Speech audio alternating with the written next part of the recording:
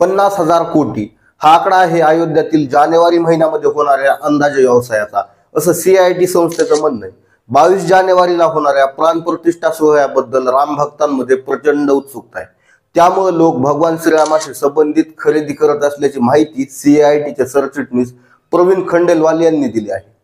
अयोध्यातील राम मंदिरामुळे भारताला कोणते फायदे आहेत ते पाहूया. नमस्कार, मी आहे अण्णा काटे आणि तुम्ही पाहता टॉप महाराष्ट्र. राम भक्तांची मागणी पूर्ण करण्यासाठी देशभरातील व्यापाऱ्यांकडून जोरदार तयारी सुरू असल्याचे दिसून येत आहे.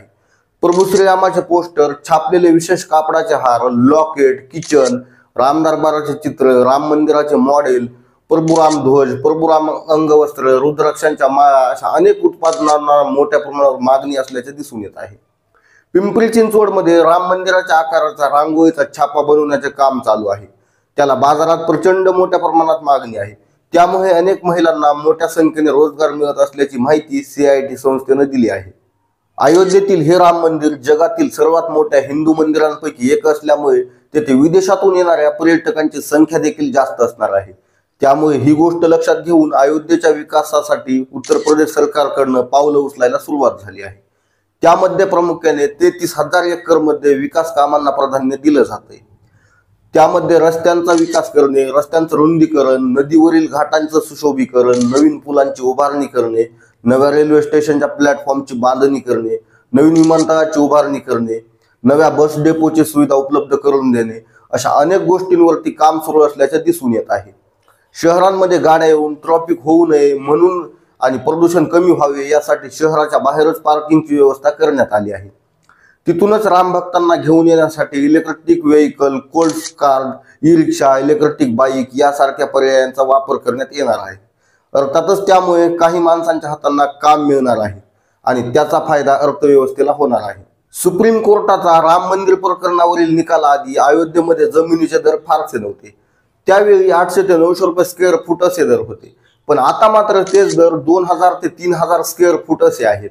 यावरूनच अयोध्येमध्ये जमिनीची मागणी किती आहे हे समजू शकते. अयोध्येमध्ये लोकांचा सहभाग वाढवण्यासाठी देखील प्रयत्न केले जात आहेत. ते कसे ते पाहूया. अयोध्येमध्ये आजच्या घडीला 17 हॉटेल आणि 600च्या आसपास खोल्या आहेत. आजच्या घडीला अयोध्येत सरासरी 2,000 ते 3,000 लोक रोज भेट देतात. पण राम मंदिर राम भक्तांसाठी उघडल्यानंतर दररोज 3 लाख लोक येतील असा अंदाज व्यक्त केला जातोय. उत्सवाच्या काळात हाच आकडा अजून जास्त वाढण्याची देखील शक्यता आहे. त्यामध्ये रामनवमी, हनुमान जयंती असे उत्सव असल्यास राम भक्त मोठ्या प्रमाणावर येण्याचा अंदाज लावला जातोय. त्यामुळे या लोकांसाठी राहण्याची सुविधा उपलब्ध करून देण्यासाठी ज्यांच्याकडे मोठी घरे आहेत आणि 5 ते 6 रूम भाड्याने देण्यासाठी शिल्लक आहेत अशा घर मालकांना त्या रूम भाड्याने देण्याची सुविधा उभारण्यात आलेली आहे. यासाठी अयोध्येमध्ये डेव्हलपमेंट अथॉरिटी म्हणजेच अयोध्या विकास प्राधिकरण यांच्याकडे घर मालकांनी अर्ज करायचा आहे. त्यासाठी अथॉरिटीने एक ॲप देखील तयार केले आहे. त्यामध्ये घर मालक आपली जागा भाड्याने देऊ शकतील. अयोध्या डेव्हलपमेंट अथॉरिटीच्या टीमने या घरांची पाहणी करून तेथील सुविधांचा अंदाज देखील घेतलेला आहे. त्यानंतर पोलीस व्हेरिफिकेशन करून भाडं देखील निश्चित केलेलं आहे. अंदाजे पर्यटकांसाठी 12 तासांचं भाडं 500 रुपये ते 2,400 रुपये असण्याची शक्यता आहे. यामुळे सध्याच्या घडीला अयोध्येमध्ये 2,500 रूम आणि 5,000 बेडची व्यवस्था करण्यात आलेली आहे. या सुविधेमुळे पर्यटकांची देखील चांगल्या प्रकारे सोय होणार आहे.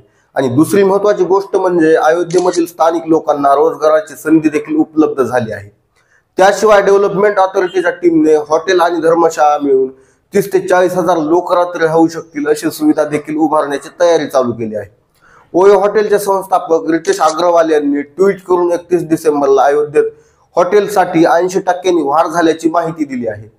हेच आपण जर इतर पर्यटन स्थळांविषयी पाहिले तर 31 डिसेंबरला रात्री गोव्यामध्ये 50% वाढ पाहायला मिळाली होती. तर नैनितालमध्ये देखील 60% वाढ पाहायला मिळाली होती. त्यामुळे येणाऱ्या भविष्य काळात अयोध्या हे फेमस टुरिस्ट स्पॉट असणार आहे हे तुमच्या लक्षात आले असेलच. त्यामुळे अयोध्येतील विकास कामात देखील झपाट्याने वाढ होत असल्याचे दिसून येत आहे. अयोध्येमध्ये सध्याच्या घडीला 5 ब्रँडेड हॉटेल उपलब्ध आहेत.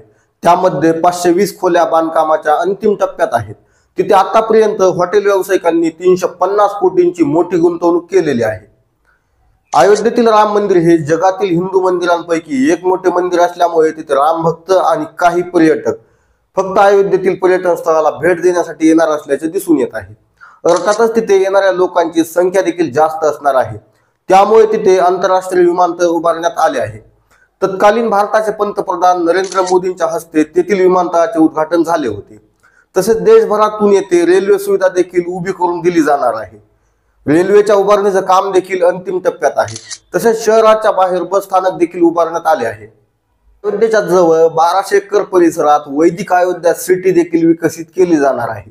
तिथे 84 देश आणि विविध राज्यांचे गेस्ट हाऊस देखील असणार आहेत. त्यामुळे विदेशी पर्यटकांना तिथे थांबण्यासाठी देखील सुविधा उपलब्ध होणार आहे. आतापर्यंत अयोध्येमध्ये 32,000 कोटी रुपयांची गुंतवणूक या प्रकल्पामध्ये करण्यात आलेली आहे. अयोध्येमध्ये येणारे टुरिस्ट किंवा पर्यटक राम मंदिराचे दर्शन झाल्यानंतर उत्तर प्रदेश मधल्या इतर पर्यटन स्थळांना देखील भेटी देण्याचे प्रमाण वाढणार आहे, असा अंदाज दर्शवला जातोय. यामुळे अयोध्या ही भारताला आर्थिक संकटावर मात करून पुढे नेण्यासाठी महत्त्वाची भूमिका निभावणार आहे. एकंदरीतच जर पाहिले तर सौदी अरेबियामध्ये मक्का मदिनामुळे तेथील विकासाचा आलेख जसा उंचावलेला आहे, तसाच आलेख अयोध्येमुळे भारताचा देखील उंचावणार असल्याचे दिसून येत आहे. हा आमचा व्हिडिओ राम मंदिराविषयी तुम्हाला कसा वाटला ते कमेंट बॉक्समध्ये नक्की कळवा. आणि टॉप महाराष्ट्र या आपल्या हक्काच्या YouTube चॅनलला लाईक आणि सबस्क्राईब नक्की करा. पुन्हा भेटू नवीन अशाच विषयासोबत. तोपर्यंत जय हिंद.